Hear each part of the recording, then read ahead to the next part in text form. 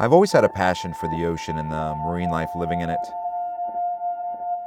When I was a child, my family would take me to the ocean for summer vacation. I would always wonder what sort of animals were out lurking in the ocean depths. Whether it be whales or sea snakes or sharks, I just wanted to find and experience what was out there, to experience the mystery of the sea. And I think that's when my passion for the ocean was born.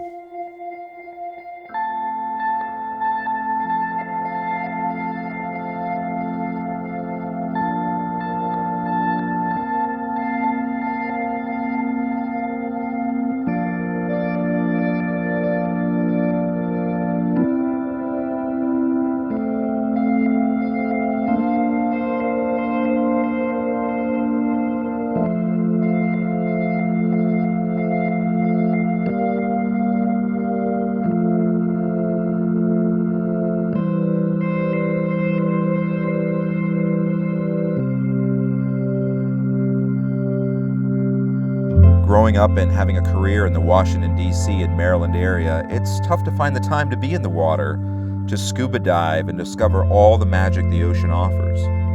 Not only is this due to the geographical distance from the ocean, but you have city life to think about, with a career and traffic and commuting and bills and all those things we have to deal with in life. But I still never let those obstacles keep me from the ocean, or even allow those obstacles to wane my passion for it. Being a diver, I've tried over the years to maintain a knowledge of the ocean environment and to keep up on the studies by specialists in the field of natural history, even though I'm certainly no marine biologist. I'm personally fascinated with all kinds of marine life, but my first love and interest has always really been sharks. Of course, our perception of sharks is greatly influenced by the news media and even Hollywood, as they typically portray sharks in an outlandish and almost a demonized sort of way.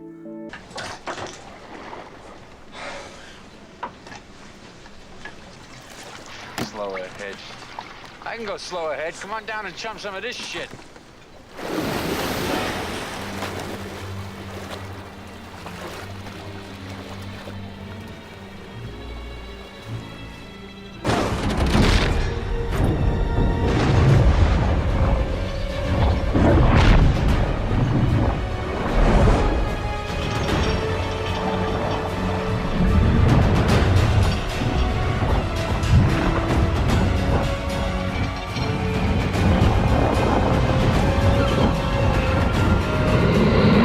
A rare and deadly shark attack. A woman snorkeling off the coast of Maui had become separated from her friends when the shark apparently came after her. 911, do you have a severe emergency? Oh my gosh! Hello? There's somebody trapped by a shark! And the latest in a long line of dangerous close encounters in this country. 2/3 of all shark attacks in the world take place in the United States, with 52 just last year.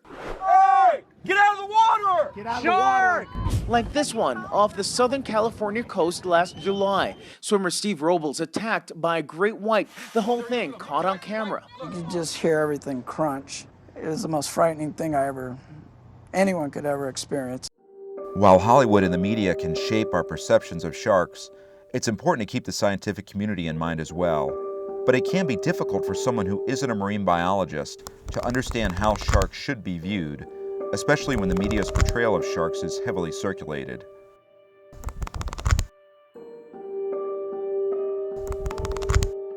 All sharks are fascinating, but the most awesome is arguably the great white. That's why I decided to head to South Australia to find the great white and to see for myself if it truly is white death.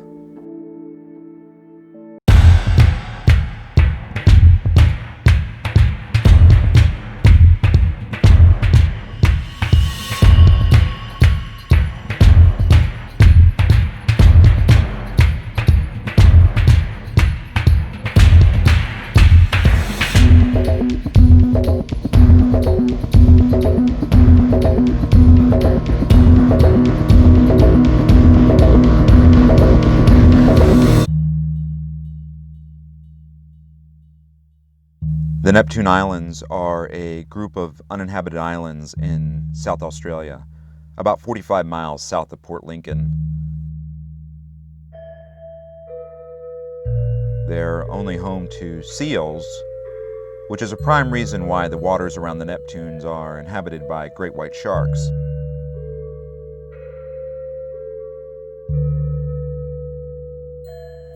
So we got there, set anchor, got the cages in the water, and then got suited up and jumped in the water too.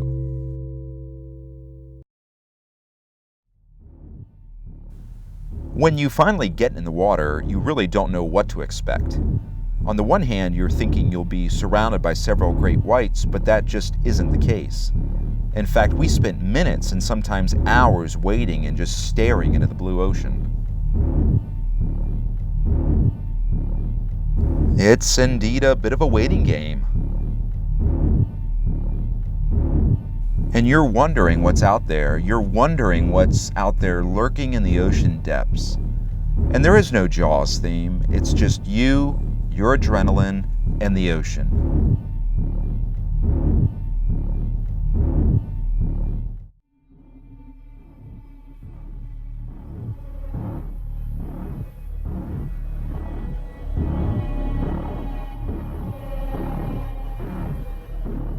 But then suddenly, out of the blue, a great white shark is directly in front of you.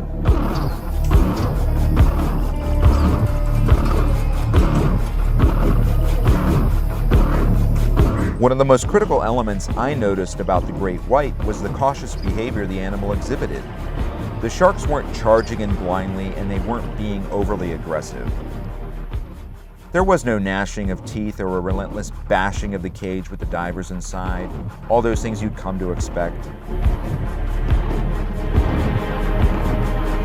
Instead, the shark was a mindful and cautious predator that was constantly assessing whether it wanted to try to take the bait or not. In other words, it's not a mindless eating machine biting at whatever is in front of it. When the sharks did decide to feed, though, that's when things got really, really exciting.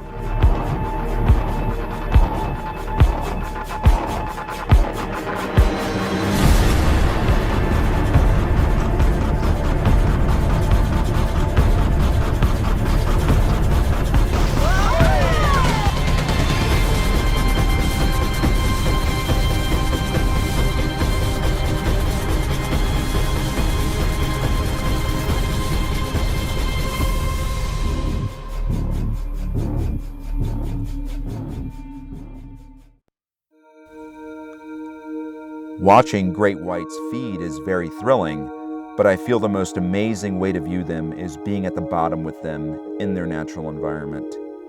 85, 90 feet down to the bottom of the seafloor. The advantage is you don't have all these external stimuli affecting the shark's behavior. On the surface we had chum and bait, but at the bottom you don't have all those things stimulating the shark. So you get to see the shark behave in a very natural way.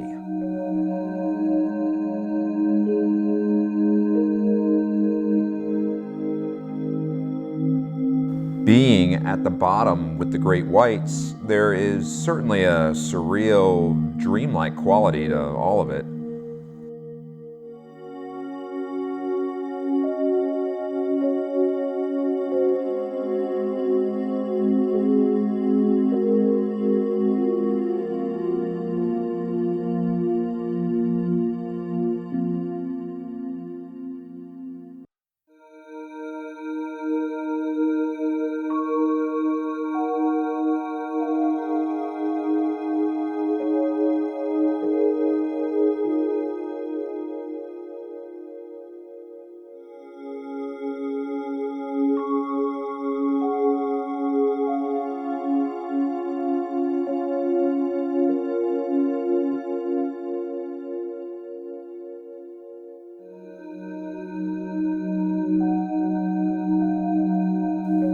There's a moment when you look at the shark and the shark looks back at you. It's easily the most humbling experience in my entire life.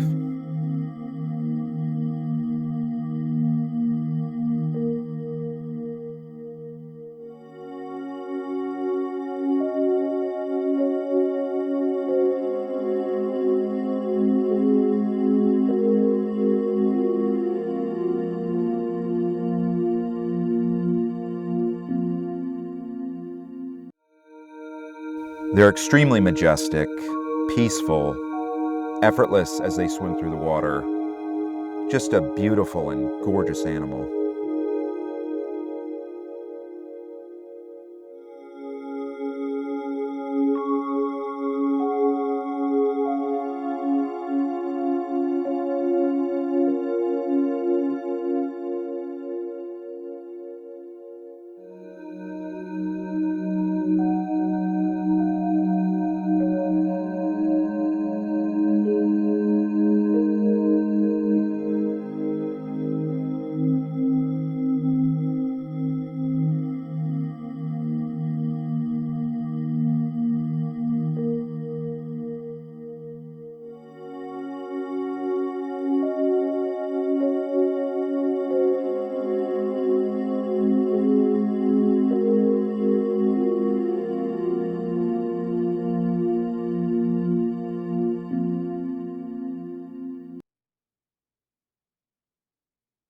I went to South Australia to find White Death, or what the media has popularized as White Death. And frankly, I never found it. What I did find was something even more magnificent and more amazing than what I could have ever possibly imagined.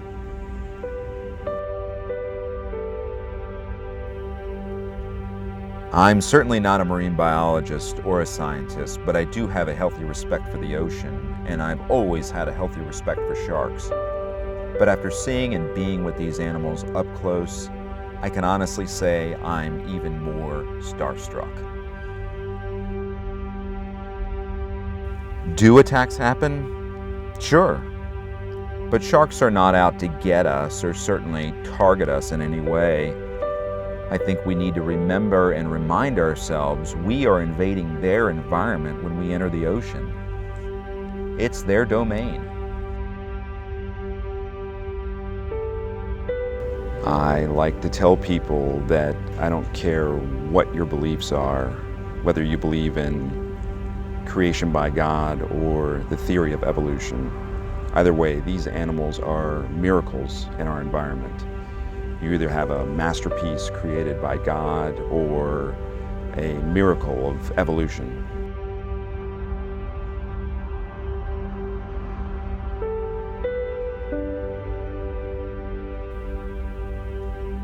Sadly, this incredible animal has fallen victim to overfishing, and its population numbers are actually dwindling. Unless we begin to work with various conservation efforts and educate people on a global level, the great white and sharks in general may sadly fade away.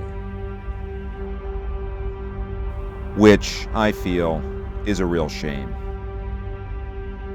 We as people, we need sharks. Our ecological environment needs sharks. Our oceans need sharks. We need to admire their beauty, admire their strength, and learn to respect them as the treasures of the ocean they truly are.